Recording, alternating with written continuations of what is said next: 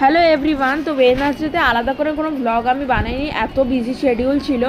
তো থার্সডেতে সকালবেলা উঠে সমস্ত কাজ বাজ সেরে নিয়ে আমি হেয়ার সেলুনে চলে গেছিলাম, কারণ আমার সেদিনকে হেয়ার ওয়াশ ছিল আর কি। তো স্মুথনিং করার পর 3 দিন তো রাখতে হয়। তো যাই হোক, তারপরে বাড়ি এসে একদম স্নান টান করে ফ্রেশ ট্রেশ হয়ে নিয়ে সন্ধি পুজোর জিনিস আর কুমারী পুজোর জিনিসগুলো রাখলাম, এসে কেনা হয়ে গেছিলো, তারপর বাড়িতে এসে রাখলাম।